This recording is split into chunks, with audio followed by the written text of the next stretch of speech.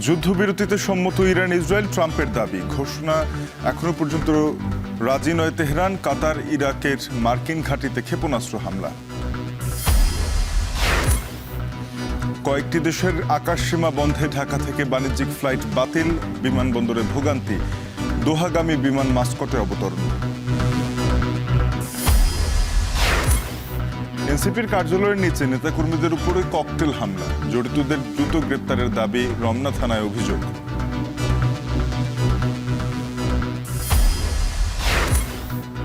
অভিভাবকহীনতায় ভোগান্তির আরেক নাম সিটি কর্পোরেশন।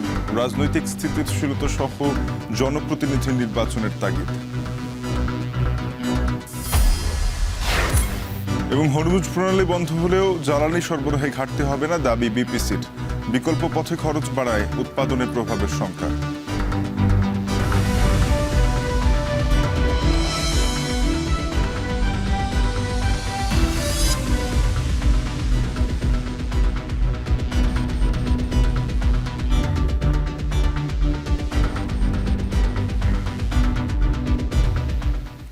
স্বাগত। এখন বাণিজ্যে আপনাদের সাথে পুরো আয়োজনে আছি আমি তানজিম শাফিন।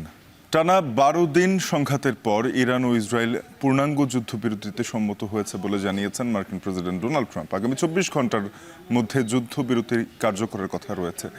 কাতারের মার্কিন ঘাঁটিতে হামলার পরই এই ঘোষণা দেন ট্রাম্প। তবে তেহরান ও তেল আবিবের পক্ষ থেকে এখনও বিষয়টি নিশ্চিত করা হয়নি। এমনকি ইরান কোনো ধরনের যুদ্ধবিরতি চুক্তি করেনি বলে জানিয়েছেন ইরানের পররাষ্ট্রমন্ত্রী আব্বাস আরাকচি। তবে ইসরায়েল যদি হামলা বন্ধ করে তবে ইরানও সংঘাতের পথ থেকে ফিরে আসবে। ইরাকের বাগদাদে মার্কিন সামরিক ঘাঁটিতে নতুন করে ড্রোন হামলার দাবি তেহরানের। জাহানারা ভূঁইয়ার প্রতিবেদনে থাকছে বিস্তারিত। যুক্তরাষ্ট্রের সঙ্গে যখন পরমাণু ইস্যুতে ইরানের দফায় দফায় আলোচনা চলছিল, তখন অনেকটা অপ্রত্যাশিতভাবেই তেহরানে বিমান হামলা চালায় ইসরায়েল। এর 24 ঘন্টা না পেরোতেই তাদের এই হামলার জবাবে তেল আবিবে পাল্টা আক্রমণ চালায় ইরান। ঝাঁকে ঝাঁকে ক্ষেপণাস্ত্র পাঠায় ইহুদি ভূখণ্ডে। এরপর থেকে চলতে থাকে ইরান ইসরায়েলের পাল্টাপাল্টি হামলা। দুপক্ষের সংঘাতের 10 দিন পর এতে সরাসরি জড়িয়ে পড়ে যুক্তরাষ্ট্র। ইরানের 3টি পারমাণবিক স্থাপনা নাতাঞ্জ, ফোর্দো ও ইস্পাহানে B-2 বোম্বার্স দিয়ে হামলা চালায় ওয়াশিংটন, যেখানে দাবি করা হয় ইরানের ফোর্দো পারমাণবিক কেন্দ্র ধ্বংসের। তবে মার্কিন হামলায় তেমন কোনো ক্ষয়ক্ষতি হয়নি বলে দাবি তেহরানের। ইরান ইসরায়েল হামলা যখন চরমে পৌঁছায় তখন এ বিষয়ে রাশিয়ার দ্বারস্থ হয় ইরান। সোমবার রুশ প্রেসিডেন্ট ভ্লাদিমির পুতিনের সঙ্গে বৈঠক করেন ইরানের পররাষ্ট্রমন্ত্রী আব্বাস আরাকচি। আলোচনা করেন ইসরায়েল ও মার্কিন ইস্যুতে। সে সময় ইরানে মার্কিন হামলার নিন্দা জানিয়ে তেহরানের প্রতি সমর্থন জানান পুতিন।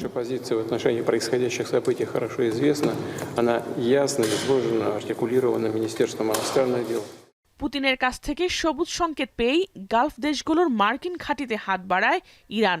সোমবার রাতে কাতার ও ইরাকের যুক্তরাষ্ট্রের ঘাঁটিগুলো লক্ষ্য করে একের পর এক ক্ষেপণাস্ত্র ছোড়ে দেশটি। তবে তাদের সব মিসাইল ভূপাতিতের দাবি দোহার। এই পরিস্থিতিতে বন্ধ ঘোষণা করা হয় কাতার, সংযুক্ত আরব আমিরাত, বাহরাইন ও ওমানের আকাশসীমা। তবে কয়েক ঘন্টা পরই খুলে দেওয়া হয় কাতার ও বাহরাইনের আকাশ। যুক্তরাষ্ট্রের ঘাঁটিতে হামলার পরই টনক নড়ে মার্কিন প্রেসিডেন্ট ডোনাল্ড ট্রাম্পের। উঠে পড়ে লাগেন যুদ্ধবিরতি কার্যকরে। ইরানের হামলার কয়েক ঘন্টা পরই যুদ্ধবিরতির ঘোষণা দেন ট্রাম্প। সামাজিক যোগাযোগ মাধ্যম ট্রুথ সোশ্যালে দেয়া এক পোস্টে বিষয়টি নিশ্চিত করেন তিনি। জানান, ইসরায়েল ও ইরান পূর্ণাঙ্গ যুদ্ধবিরতিতে রাজি হয়েছে। আগামী 24 ঘন্টার মধ্যেই যা কার্যকর হওয়ার কথা রয়েছে। আর আগামী 12 ঘন্টার মধ্যেই দুপক্ষ হামলা পাল্টা হামলা বন্ধ করবে। শান্তি চুক্তিতে রাজি হওয়ায় ইরান ও ইসরায়েলকে সাধুবাদ জানিয়েছেন ট্রাম্প। তবে ইরান ও ইসরায়েলের পক্ষ থেকে যুদ্ধবিরতির বিষয়টি এখনো নিশ্চিত করেনি। এমনকি কোনো পক্ষ এ বিষয়ে আনুষ্ঠানিক প্রস্তাবও পায়নি বলে জানিয়েছে। যদিও এরই মধ্যে ইরানের পররাষ্ট্রমন্ত্রী আব্বাস আরাকচি জানিয়েছেন কোনো ধরনের যুদ্ধবিরতিতে সম্মত হয়নি তেহরান। তবে ইসরায়েল যদি হামলা বন্ধ করে ইরানও সেই পথেই হাঁটবে।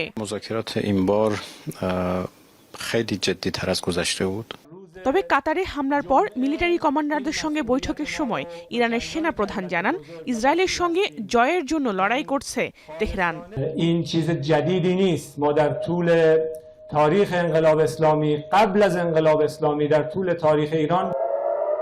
ট্রাম্পের যুদ্ধবিরতি ঘোষণার পরও ইরান ও ইসরায়েলে চলছে আক্রমণ পাল্টা আক্রমণ। এছাড়াও ইরাকে মার্কিন ঘাঁটিতে নতুন করে ড্রোন হামলা করেছে তেহরান। এদিকে ট্রাম্পের যুদ্ধবিরতি ঘোষণার পরই আন্তর্জাতিক বাজারে 2% কমেছে জ্বালানি তেলের দর। প্রতি ব্যারেল ব্রেন্ট ক্রুড তেলের দর দাঁড়ায় $87, যা গত 2 সপ্তাহের মধ্যে সর্বনিম্ন। এর আগে ইরান হরমুজ প্রণালী বন্ধ করে দিতে পারে, এই শঙ্কায় অস্থির হয়ে ওঠে তেলের বাজার। তেহরান যেন হরমুজ প্রণালী বন্ধ না করে সেই উদ্দেশ্যে চীনের দ্বারস্থ হয় যুক্তরাষ্ট্র। জাহানারা ভূঁইয়া, এখন বিশ্ব। কাতার ও ইরাকের মার্কিন সামরিক ঘাঁটিতে ইরানের ক্ষেপণাস্ত্র হামলার পর মধ্যপ্রাচ্যের 3 দেশের আকাশসীমা বন্ধ রয়েছে। গেল রাত থেকেই নিরাপত্তার কারণে এসব গন্তব্যে ঢাকা থেকেও ফ্লাইট চলাচল পুরোপুরি বন্ধ রাখে বিমান বাংলাদেশ এয়ারলাইন্স, যে কারণে এই শিডিউল বিপর্যয়ে পড়ে বিমানের বেশ কিছু ফ্লাইট। এতে ভোগান্তির সম্মুখীন হন দেশে আসা ও বিদেশগামী যাত্রীরা। আরও জানাচ্ছেন জাবেদ আবদুল্লাহ। রাত ৩টা হযরত শাহজালাল আন্তর্জাতিক বিমানবন্দরের টার্মিনাল 2-এর বহির্গমন পথ। 4 ঘন্টা এই ফটকে বসে দাঁড়িয়ে ঝিমিয়ে কাটিয়েছেন মোহাম্মদ হোসেন। গেল রাতের ফ্লাইটেই তার কুয়েত যাবার কথা। কেমন করে যাবেন তিনি? যুদ্ধের দামামায় তো স্বল্প ও মধ্যম পাল্লার ব্যালিস্টিক হামলার ধোঁয়াতে মধ্যপ্রাচ্যের আকাশ আচ্ছন্ন। এখান থেকে তো মেসেজ দিব অথবা টেলিফোন নাম্বার আছে, আমাদেরকে বলবে, সেটা বলে না। এরকম একটা গুরুস্থান বানিয়ে দিয়েছে বাংলাদেশের এয়ারপোর্টে। সোমবার রাতে হযরত শাহজালাল আন্তর্জাতিক বিমানবন্দরে গিয়ে দেখা যায় BG 3517, QR 639, EK 585, রিয়াদের 339 সহ মোট 8টি ফ্লাইট শিডিউল বিপর্যয়ে পড়ে। অ্যাম্বাসিতে জানার চেষ্টা করেছে, টিকিটের যে নাম্বার, ওই দেশের নাম্বার যোগাযোগ করার ব্যবস্থা করেছি, কোনো কেউ রিসিভ করে না। কুয়েত থেকে ট্রান্সফার দিয়েছে, বুঝছেন, কিন্তু এখানে কোনো বিমানের নাই, শো নাই। মধ্যপ্রাচ্যের সংঘাত ছড়িয়ে পড়ার আশঙ্কায় কাতার, সংযুক্ত আরব আমিরাত, কুয়েত ও বাহরাইন সোমবার মাঝরাতেই আকাশসীমা বন্ধ করে। এতে দেশগুলোতে সব ধরনের বেসামরিক উড়োজাহাজ চলাচল বন্ধ হয়ে যায়। এমন প্রেক্ষাপটে ঢাকা থেকেও পরবর্তী ঘোষণা না দেওয়া পর্যন্ত এই 4 দেশে উড়োজাহাজ চলাচল বন্ধ রাখা হয়। যাত্রীরা জানায় বেশ কিছু ফ্লাইট বিলম্বে ছেড়ে গেছে, যে কারণে বিপাকে পড়তে হয়েছে তাদের। সময়টা বিলম্বিত হওয়ার কারণে এখানে যাত্রীরা একটু সমস্যা হচ্ছে। Situation very tough. আমার মনে হয় যে এটা লম্বা সময় লাগবে। এটা 1-2 দিন 5 দিনের সময় না। এটা আমার কাছে মনে হইতেছে যে এখন যে সংঘাত চলতেছে, যুদ্ধ পরিস্থিতি, সম্ভবত এই কারণে লেট হইতেছে। বেশি বিপাকে পড়েছেন কাতারগামী বিমানের ফ্লাইটের যাত্রীরা। কাতার ইরাকের মার্কিন সামরিক ঘাঁটিতে ইরানের ক্ষেপণাস্ত্র হামলার পর মধ্যপ্রাচ্যের 4 দেশের আকাশপথ বন্ধ হয়ে যায়, যে কারণে বিদেশ গমনে ইচ্ছুক দেশের এমনও হাজারো যাত্রী এই মাঝরাতে পড়েন বিপাকে। ধারণা করা হচ্ছে আগামীকাল সকাল পর্যন্ত বিমানের এই শিডিউল বিপর্যয় আরও বাড়তে পারে। এদিকে বেবিচক জানিয়েছে দোহা, দুবাই, বাহরাইন সহ মধ্যপ্রাচ্যের আরও কিছু দেশের আগমন ও বহির্গমন সকল বাণিজ্যিক ফ্লাইট বন্ধ থাকবে। এদিকে কাতারের দোহাগামী একটি ফ্লাইট মাঝ আকাশ থেকে পথ পরিবর্তন করে ওমানের মাস্কাটে অবতরণ করে। সেই সাথে US বাংলা এয়ারলাইন্সের কাতারগামী একটি ফ্লাইটও ভারতের আহমেদাবাদ বিমানবন্দরে অবতরণ করে। সোমবার মধ্যরাতে এক বার্তায় বিমানবন্দর কর্তৃপক্ষ বলেছেন, পরবর্তী নির্দেশ না দেওয়া পর্যন্ত দোহা, দুবাই, আবুধাবি, কুয়েত এবং বাহরাইন হয়ে আগমন ও বহির্গমনকারী সব বাণিজ্যিক ফ্লাইট বাতিল থাকবে। এই পরিস্থিতিতে এ রুটে ভ্রমণের পরিকল্পনায় থাকা যাত্রীদেরকে নিজ নিজ এয়ারলাইন্স অফিসের সঙ্গে জরুরি ভিত্তিতে যোগাযোগ করে পরবর্তী নির্দেশনা অনুযায়ী ভ্রমণের সময়সূচি পুনর্নির্ধারণের পরামর্শ দেওয়া হয়েছে। জাবেদ আবদুল্লাহ, এখন, ঢাকা। রাজধানীর বাংলা মোটরে এনসিপির কেন্দ্রীয় কার্যালয়ের নিচে ককটেল হামলা চালিয়েছে দুর্বৃত্তরা। এনসিপি অভিযোগ, দলের সদস্য সচিব আখতার হোসেন সহ নেতাকর্মীদের লক্ষ্য করে এই হামলা চালানো হয়। সোমবার রাত 10:30টার দিকে ককটেল বিস্ফোরণের ঘটনায় এনসিপির 4 নেতা আহত হয়েছেন। পরে তাৎক্ষণিক বিক্ষোভ করে দলটির নেতাকর্মীরা। বিক্ষোভ মিছিলটি শাহবাগে গিয়ে শেষ হয়। এ সময় তারা বলেন, এই ককটেল হামলাকে সাধারণভাবে দেখার সুযোগ নেই। এনসিপির সদস্য সচিব আখতার হোসেন বলেন, হামলা করে বিচার ও সংস্কার কাজ থামানো যাবে না। যারা নিষিদ্ধ হওয়ার পরও ঝটিকা মিছিল করছে তাদের কঠোরভাবে দমনের জন্য আইন শৃঙ্খলা বাহিনীর প্রতি আহ্বান জানান তিনি। এনসিপি নেতারা নিরাপত্তার শঙ্কায় রয়েছে দাবি করে তিনি আরও বলেন, এনসিপির নেতাকর্মীদের নিরাপত্তার দায়িত্ব আইন শৃঙ্খলা বাহিনী সহ সকলের। জাতীয় নাগরিক পার্টি এনসিপির অগ্রযাত্রাকে কোনো অশুভ শক্তি তারা যদি থামিয়ে দেবার চেষ্টা করে, আমরা তাদেরকে স্পষ্ট করে বলতে চাই, এনসিপির উপরে আক্রমণ করে, ককটেল বিস্ফোরণ করে, গ্রেনেড নিক্ষেপ করে, আমাদের উপরে হামলা করে কোনোভাবেই সংস্কারের কার্যক্রমকে দাবিয়ে রাখা যাবে না। নাম নাগরিক সেবা কেন্দ্র, অথচ সেটি রূপ নিয়েছে ভোগান্তির কেন্দ্রবিন্দুতে। না আছে নগরপিতা, না আছে কেউ। ঢাকার দক্ষিণ সিটির মেয়রের শপথ ঘিরে 1 মাসের বেশি সময় ধরে বন্ধ থাকার পর খুলেছে নগর ভবন। বিশেষজ্ঞরা বলছেন, এতদিনের জটলা আর সিটি কর্পোরেশনের নাগরিক ভোগান্তি কমবে কবে তা নির্ভর করছে রাজনৈতিক স্থিতিশীলতার উপর। বিস্তারিত মেহেরিন অ্যানির প্রতিবেদনে। 1 মাসেরও বেশি সময় বন্ধ থাকার পর খুলেছে ঢাকার দক্ষিণ সিটি কর্পোরেশনের তালা। যেদিন খুলবে তার একদিন আগে দক্ষিণের নগর ভবনে আসেন 19 নং ওয়ার্ডের মোহাম্মদ লুকমান।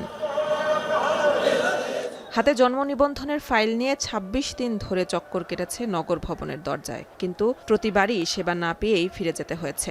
এটা সংশোধন না করা পর্যন্ত আমার যে আরো কাজ আছে অনলাইনে, সেগুলিও এখন কার্যক্রম বন্ধ আছে। এটা তো ভোগান্তি অবশ্যই। এরপর কথা হয় 37 নং ওয়ার্ডের আবুল হোসেনের সাথে। জন্ম নিবন্ধনের কাজ না হওয়ায় থমকে আছে তার পরিবারের বিদেশে চিকিৎসা নিতে যাওয়ার পথ। বাবার মায়ের অসুস্থতার কারণে হয়তো ইন্ডিয়া যাইবে চিকিৎসা। বাচ্চা ছাড়া তো আর কোনো গার্জিয়ান যাইতে পারে না, বাচ্চা তো নিয়েই যাইতে হবে। এরকম আন্দোলনের কারণে 1 মাস ধরে দক্ষিণ সিটিতে চলা অচলাবস্থায় ঝুলে আছে কারো ট্রেড লাইসেন্স, আবার কারো নাগরিকত্বের সনদ। কেউ আবার জলাবদ্ধতার দুর্ভোগের কথা জানাতে গিয়েও পারেন না, কেউ ফিরে গেছেন খাজনা না দিতে পেরে। ঘুরতেছি কোনো হদিসই নাই, নথিরও কোনো খবর নাই, কর্মকর্তা কর্মচারীদের কোনো এই ব্যাপারে কোনো সহযোগিতাই নাই। কোনো রকম কিছু পাচ্ছি না, এবং তাদের কোনো দায়িত্ব, এখানে যারা তথ্য জন্য বসে আছে দায়িত্ব নিয়ে, তারাও ঠিকমতো কথা বলছে না। খাজনার পরিশোধ করার জন্য আসছিলাম, তাই সাথে কার্যকলাপ বন্ধ। নাগরিক সেবা নিয়ে ভোগান্তির বিষয়ে দক্ষিণের প্রশাসকের সাথে ফোনে যোগাযোগ করলে জানান, ওয়ার্ড কাউন্সিলর অফিস এবং আঞ্চলিক অফিস থেকে জন্ম এবং মৃত্যু সনদ দেয়া চালু হয়েছে। নাগরিক সেবা কবে থেকে আসলে চালু হতে পারে, কিছু কি? না, অলরেডি আমাদের আঞ্চলিক অফিসগুলো খোলা আছে। আমাদের আঞ্চলিক অফিস থেকে তারা নাগরিক সনদ দিতে পারবে। আচ্ছা, তো অনেকে এটা জানে না, তো না জানার কারণে দেখলাম যে জন্ম সনদ নিয়ে তো এখানে আসছে। কেবল আজকে খুলছে তো, অনেকে হয়তো জানে না, বাট আমরা এটা বলে দেবো সবাই। তবে এই বিষয়ে জানে না খোদ নগর ভবনের তথ্য কেন্দ্র। নগর ভবন খোলার ঘোষণার পর দক্ষিণের 10 নং ওয়ার্ডে দেখা গেল সীমিত পরিসরে চলছে নাগরিক সেবার কাজ, তবে পাওয়া যায়নি ওয়ার্ড সচিবকে। কারণ কি জানতে চাইলে তার সহকারী জানালেন, প্রতিটি ওয়ার্ডে একজন করে সচিব থাকার কথা থাকলেও এই ওয়ার্ডের সচিব পালন করছেন 2 ওয়ার্ডের দায়িত্ব।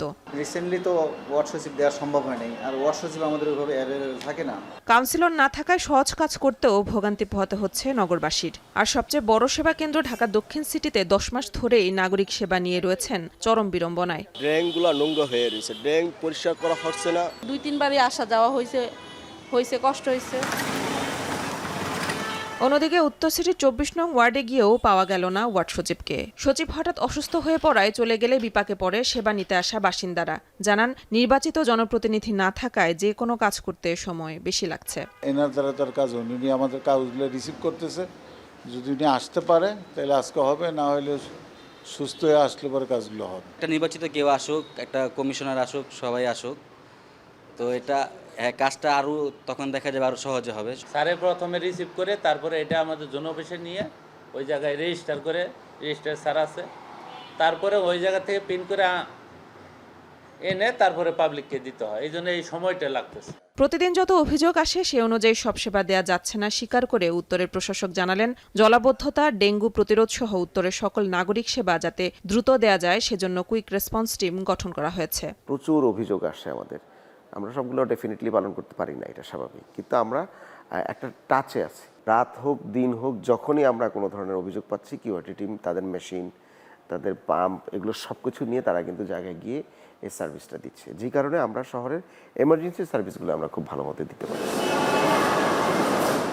নাগরিক সেবা নিশ্চিতে স্থানীয় পর্যায়ে নির্বাচন জরুরি বলে মনে করছেন স্থানীয় সরকার বিশেষজ্ঞ তোফায়েল আহমেদ। বললেন, কালক্ষেপণ না করে প্রয়োজনীয় সংস্কার শেষ করে জনপ্রতিনিধিদের হাতে ক্ষমতা দিতে হবে। এই সিটি কর্পোরেশন দক্ষিণের একটা প্রবলেম নিয়ে সারা জাতি পাগল হয়ে যাচ্ছে, কিন্তু সারা দেশে যে লোকাল গভর্নমেন্ট নাই সেটা নিয়ে কোনো পরিষ্কার কথাবার্তা হচ্ছে না। এটা দুর্ভাগ্যজনক। লোকাল গভর্নমেন্ট সিস্টেম মধ্যে অনেক রিফর্ম দরকার। সেই রিফর্মের জন্য সরকার কমিশন করেছেন এবং কমিশন রিপোর্ট দিয়েছে। এখন উচিত হচ্ছে অতি অবিলম্বে এই রিপোর্টগুলো বিবেচনা করে যেগুলো অতি প্রয়োজনীয় সংস্কারগুলো সাধন করা। এছাড়া সারা দেশে যেভাবে ডেঙ্গু ও করোনা বাড়ছে, সেখানে স্থানীয় কাঠামো জনপ্রতিনিধি শূন্য থাকায় তা সামাল দেয়া সিটি কর্পোরেশনের জন্য কঠিন হয়ে পড়বে বলেও শঙ্কা তাদের। স্থানীয় সরকার কাঠামো কতটা গুরুত্বপূর্ণ তা সকলেরই উপলব্ধি হয়েছে এটি ভেঙে পড়ার পর। সাধারণ জনগণ বলছেন, আইনের গ্যারাকল তারা বোঝেন না, তাদের দরকার নাগরিক সেবা। তবে এই নাগরিক সেবা সংকট কতটা কাটবে তা নির্ভর করছে রাজনৈতিক পরিবেশ কেমন থাকে তার উপর। মেহেরিন আনি, এখন ঢাকা। চলতি জুলাই মাসের শেষ সপ্তাহে চট্টগ্রাম বন্দরে আসছে জ্বালানি তেলবাহী 9টি জাহাজ। হরমুজ প্রণালী বন্ধ হলেও বিকল্প পথ থাকায় জ্বালানি তেল সরবরাহে কোনো ঘাটতি হবে না বলে জানিয়েছে পেট্রোলিয়াম কর্পোরেশনের চেয়ারম্যান। তবে যুদ্ধের কারণে আন্তর্জাতিক বাজারে জ্বালানি তেলের বাজার ঊর্ধ্বমুখী হওয়ায় আমদানি খরচ বাড়তে পারে। তবে জ্বালানি তেলের ঘাটতি হলে কিংবা দাম বাড়লে সার্বিক অর্থনীতিতে বিরূপ প্রভাব পড়বে বলে শঙ্কিত ব্যবসায়ীরা। বিস্তারিত আরও জানাচ্ছেন হাজিরা শুলি।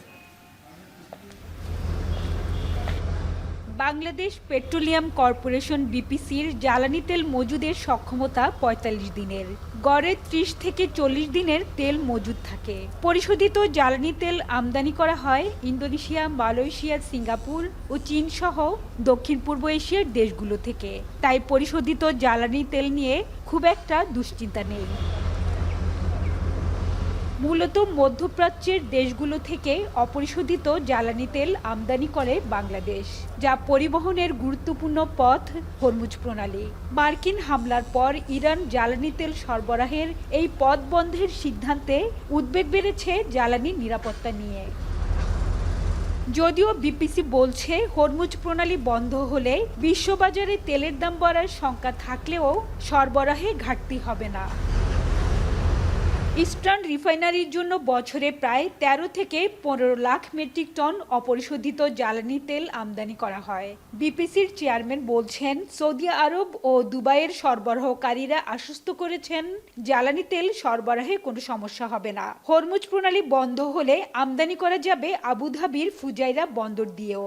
আমরা সৌদি আরবিয়া আমাদের যারা সাপ্লায়ার এবং আমরা দুবাইয়ের যারা আমাদের সাপ্লায়ার তাদের সাথে আমরা যোগাযোগ করেছি, তারা বলেছে আসলে কোনো সমস্যা হবে না, তারা সাপ্লাই দিতে পারবে। ইভেন হরমুজ প্রণালী যদি বন্ধও হয়ে যায়, তার ইউএইর একটা বন্দর আছে ফুজিয়ারা, যেটা একেবারে হরমুজ প্রণালী পার হয়ে নিচের দিকে এটা এইটা অ্যাভেল করতে পারে। ওখান থেকেও আমরা মাঝে মাঝে কিন্তু ক্রুড অয়েল ওখান থেকেও মাঝে মাঝে আমাদের লোড হয়। বর্তমানে বিপিসির ডিজেলের মজুদ আছে 32 দিনের, পরিমাণ 3,72,000 মেট্রিক টন। জেট ফুয়েল 30 দিনের ও ফার্নেস অয়েলের মজুদ আছে 29 দিনের, দুটিরই পরিমাণ 51,000 মেট্রিক টন করে। আর পেট্রোল ও অকটেনের মজুদ আছে মাত্র 12 দিনের। পেট্রোল ও অকটেনের মজুদ কম থাকলেও স্থানীয়ভাবে 4টি রিফাইনারি থেকে এসব জ্বালানি সংগ্রহ করা হয়, তাই দুশ্চিন্তা নেই। এছাড়া ডিজেল, অকটেন, জেট ফুয়েল ও ফার্নেস অয়েল সহ প্রায় 2.5 লাখ মেট্রিক টন জ্বালানি তেল নিয়ে এই মাসেই চট্টগ্রাম বন্দরে ভিড়বে 9টি জাহাজ।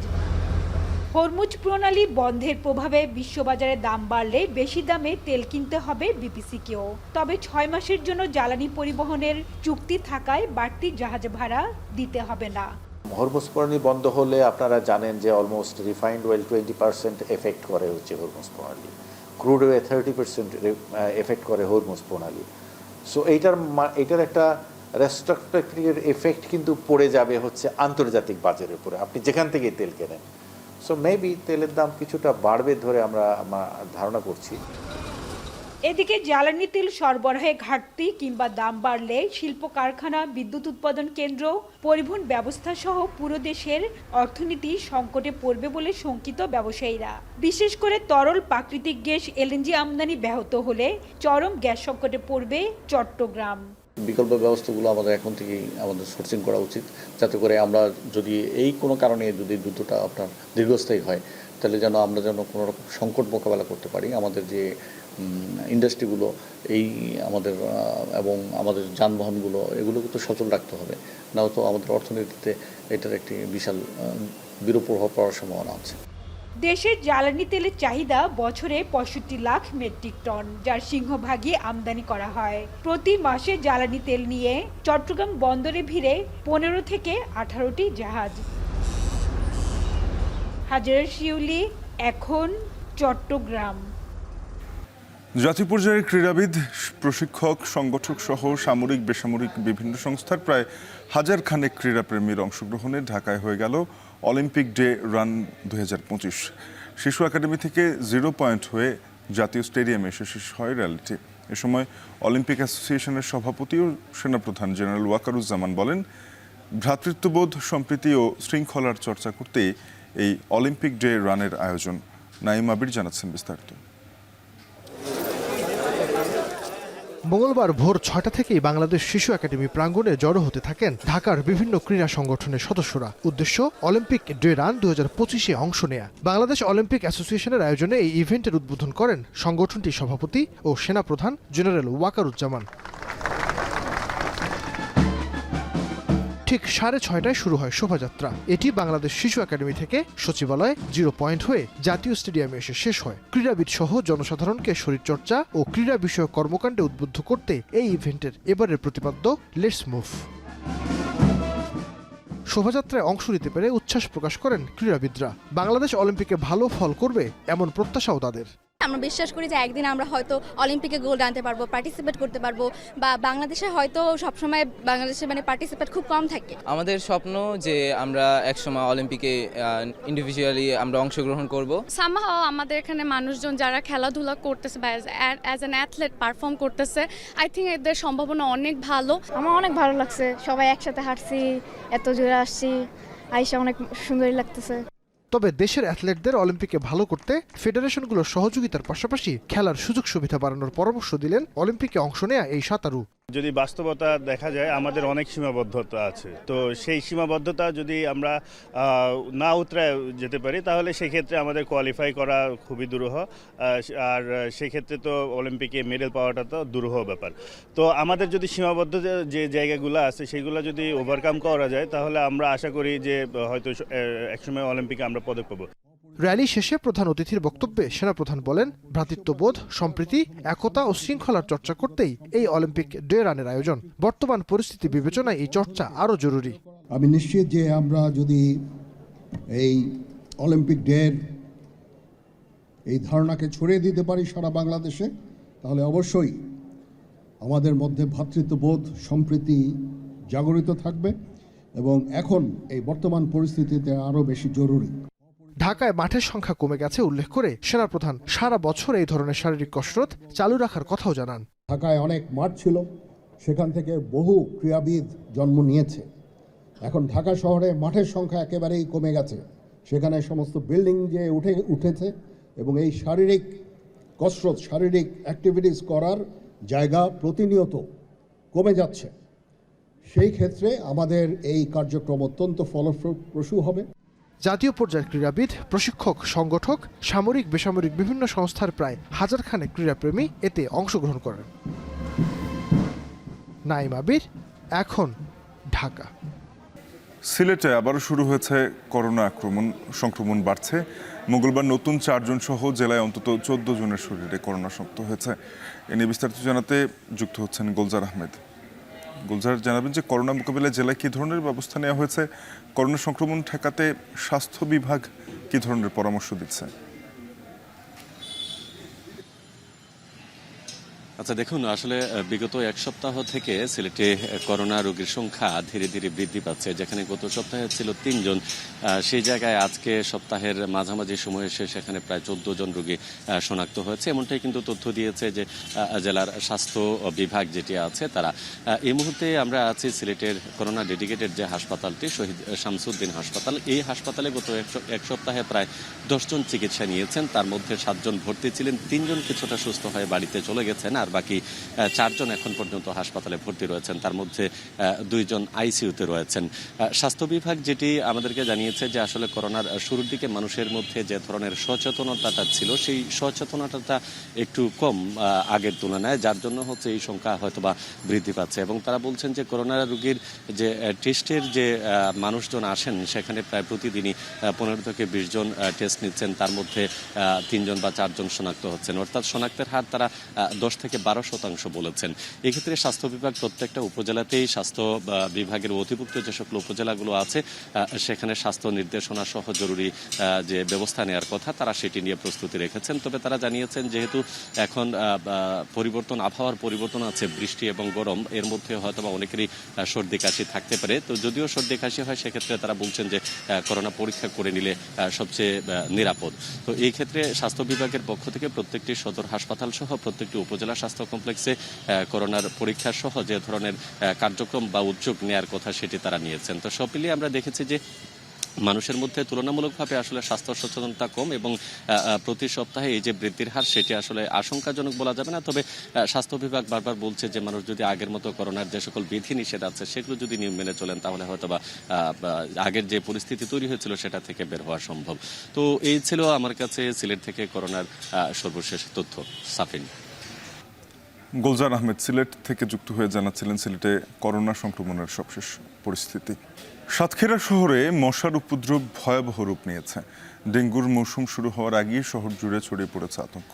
এমন পরিস্থিতিতেও মশা নিধনে কার্যকর কোনো পদক্ষেপ নিতে দেখা যাচ্ছে না পৌর কর্তৃপক্ষকে। জনসচেতনতায় নেই প্রচারণা। আহসান রাজীবের প্রতিবেদন, ক্যামেরায় ছিলেন মাসুদ রানা। বর্ষা শুরু হতেই মশার উপদ্রবে অতিষ্ঠ সাতক্ষীরার মানুষ।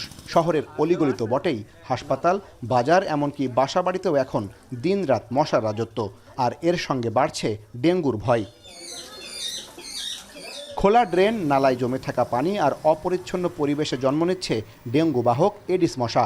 পলাশপোল, ইটাগাছা, সুলতানপুর, কাটিয়া, টাউন বাজার ও সদর হাসপাতালের মতো গুরুত্বপূর্ণ এলাকার পরিস্থিতি সবচেয়ে খারাপ। এদিকে ডেঙ্গু ছড়িয়ে পড়ার শঙ্কায় শহর জুড়ে বাড়ছে উদ্বেগ।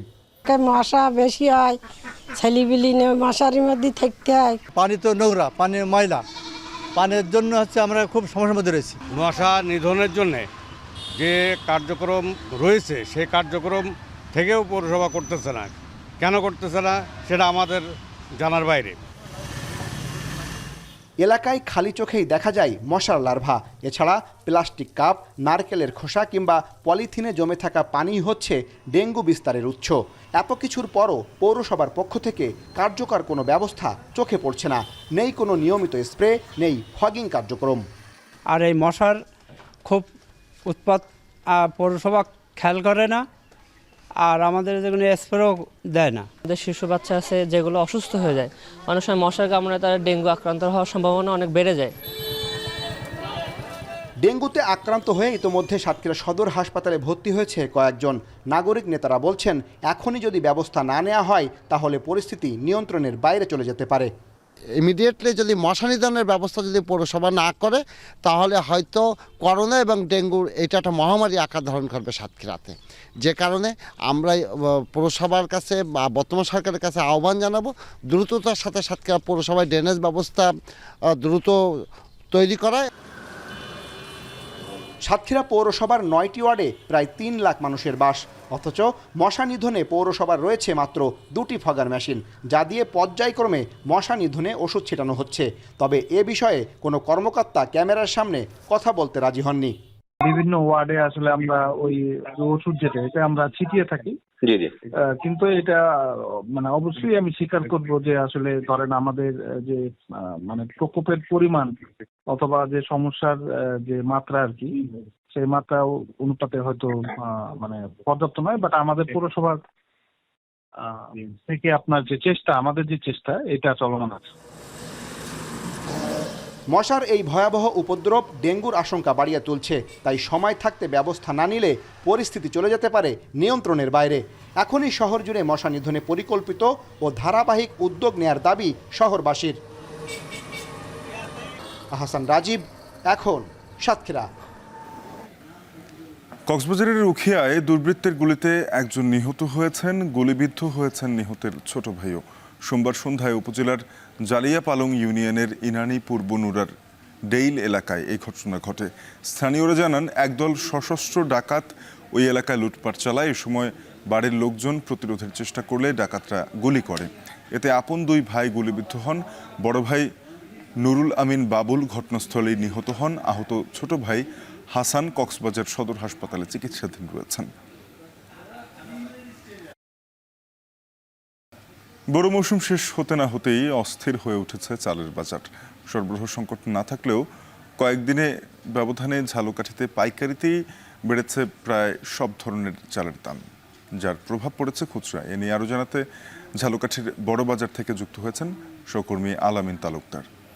আলামিন, জাত মানভেদে চালের দাম কেজিতে কত টাকা করে বেড়েছে? সরবরাহ স্বাভাবিক থাকার পরেও বাজারে চালের দামে অস্থিরতার কারণ ব্যবসায়ীরা কি বলছেন?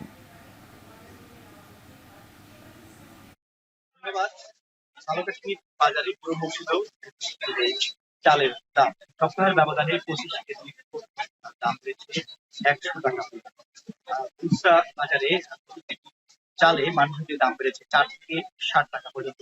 ধানের খুচরা বাজারে এখন প্রতি কেজি মোটা চাল যেমন স্বর্ণা এবং বুলেট এই চালগুলি বিক্রি হচ্ছে 52 থেকে 60 টাকা এবং মাঝারি মানের যে সমস্ত চাল রয়েছে পাইজাম বালাম এই চাল বিক্রি হচ্ছে 60 থেকে 67 টাকা দামে এবং শোল চাল যেমন মিনিকেট জাতীয় যে সমস্ত চাল রয়েছে এই চালটি বিক্রি হচ্ছে 80 থেকে 85 টাকা দরে, যা সপ্তাহের ব্যবধানে মানভেদে প্রতি কেজি চালে 4 থেকে 60 টাকা বেশি দাম বেড়েছে।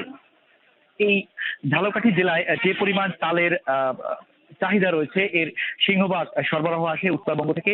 চালের হঠাৎ করে এই দাম বাড়ার কারণ জানতে চাইলে স্থানীয় চাল ব্যবসায়ীরা জানিয়েছেন যে উত্তরবঙ্গের যে সমস্ত চালের ধানের চাতাল রয়েছে সেই চাতালগুলোতে বৈরী আবহাওয়ার কারণে কিন্তু ধান শুকাতে না পারায় চালের উৎপাদন এবং সরবরাহ ব্যাহত হয়েছে।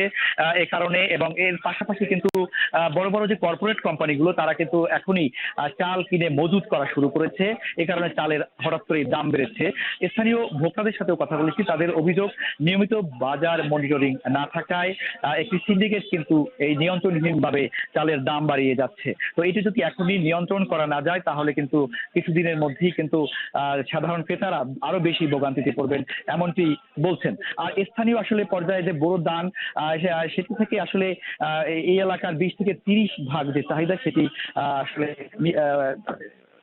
সরবরাহ হয় আর কি। আর বাকি 70 ভাগ চাল উত্তরবঙ্গ থেকে আসে এবং সেখান থেকে আসতে একটি পরিবহন একটি ব্যাপক ব্যয় হয়। এই কারণে চালের দাম কিছুটা এই অঞ্চলে বেশি বলে জানিয়েছেন স্থানীয় ব্যবসায়ীরা। তবে কিছুদিনের মধ্যে চালের দাম কমে আসবে এমনটি বলছেন তারা। ঝালকাঠি থেকে আমার কাছে এই ছিল চাল বাজার পরিস্থিতির সবশেষ।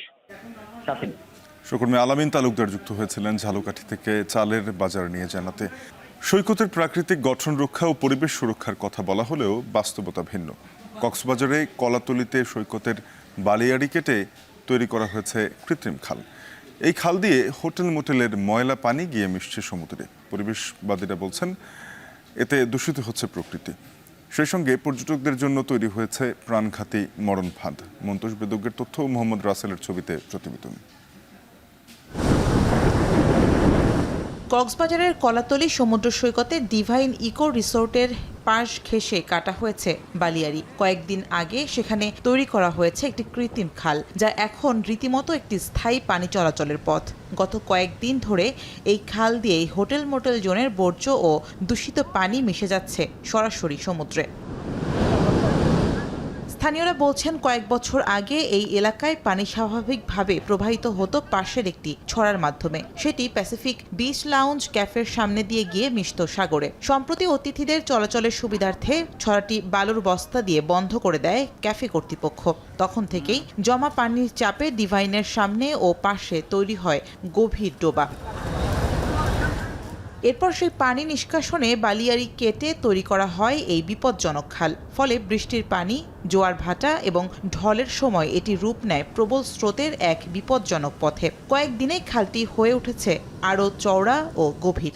সুয়ারেজের সমস্ত পানি এসে মানে যেহেতু পানি যখন শুকায় এখান থেকে বিশ্রী গন্ধ ওঠে। হোটেলের যত সুয়ারেজের লাইন এটা দিয়ে নামে সমুদ্রে নামে, পর্যটক ওঠানামা করে, তারা কি সুয়ারেজের পানি ভেঙে ইয়ে করে আসবে এবং যখন বৃষ্টি হয় এখানে এক গলা পানি হয়ে যায়। আমার জায়গা রক্ষা করার জন্য আমি এখানে বাদ দিচ্ছি। ব্রিজের পাশে যে প্লটগুলো আছে ওই রাস্তার পানিগুলো প্লটে আসে, প্লট থেকে আবার এই ব্রিজের নিচ দিয়ে চলে এসে মানে এখানে অনেক পানি অনেক বৃষ্টির কারণে মানে একদম জমে গেছে। এই ঘটনায় পর্যটন ও স্থানীয়দের মধ্যে অসন্তোষ দেখা দিয়েছে। খালের কারণে সৈকতে ঘুরতে এসে অনেকেই পড়ছেন বিড়ম্বনায়। নিরাপত্তার পাশাপাশি সৌন্দর্য হানি নিয়েও হতাশা প্রকাশ করেছেন তারা। বিভিন্ন আবাসিকের পানি এবং বিভিন্ন কলকারখানার পানি এসে সমুদ্রে মিশে যাচ্ছে, সমুদ্রের পরিবেশ নষ্ট হচ্ছে। এই যে একটা নালা, এই নালার কিন্তু আমরা কক্সবাজার সমুদ্রের সাথে আশা করিনি।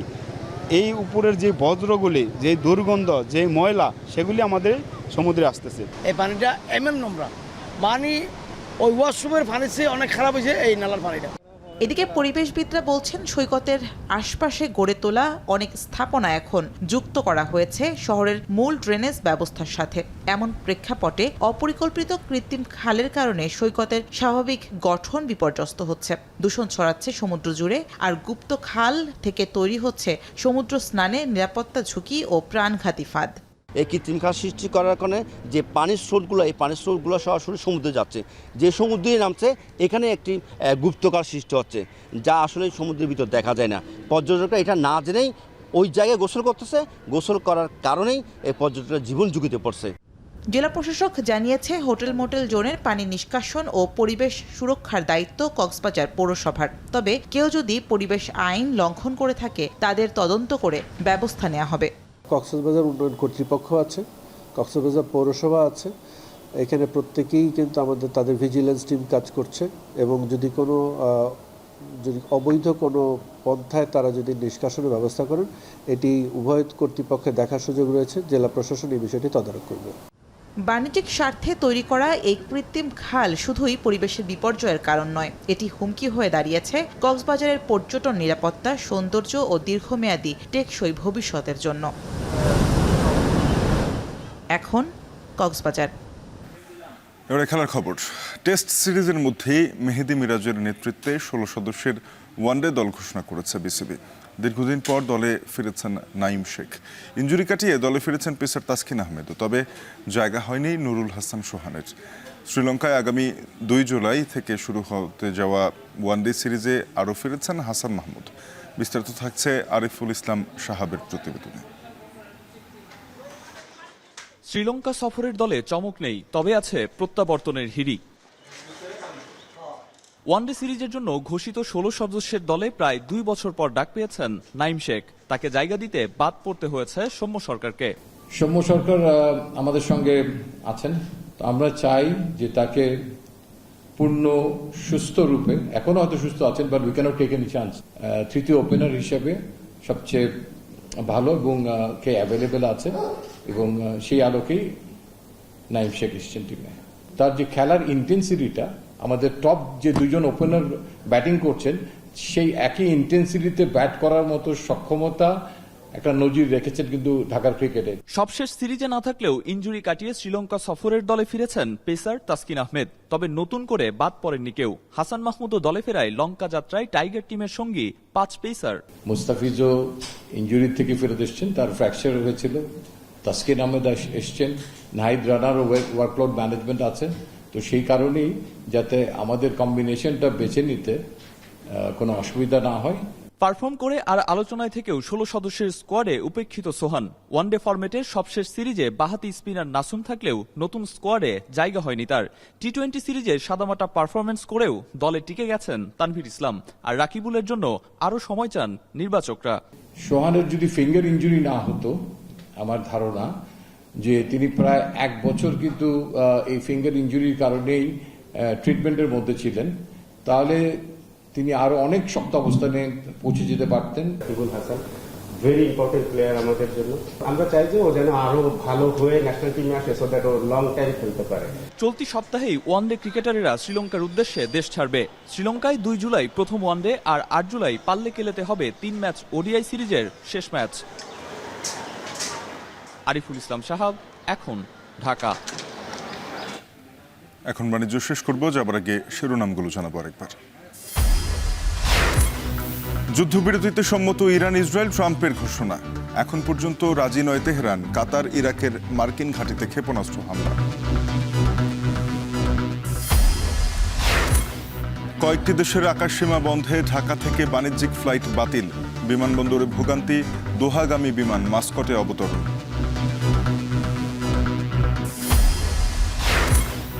এনসিপির কার্যালয়ের নিচে নেতাকর্মীদের উপর ককটেল হামলা, জড়িতদের দ্রুত গ্রেপ্তারের দাবি, রমনা থানায় অভিযোগ।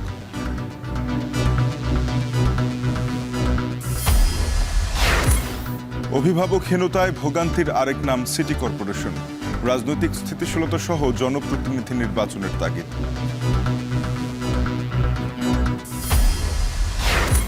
এবং হরমুজ প্রণালী বন্ধ হলেও জ্বালানি সরবরাহে ঘাটতি হবে না, দাবি বিপিসির।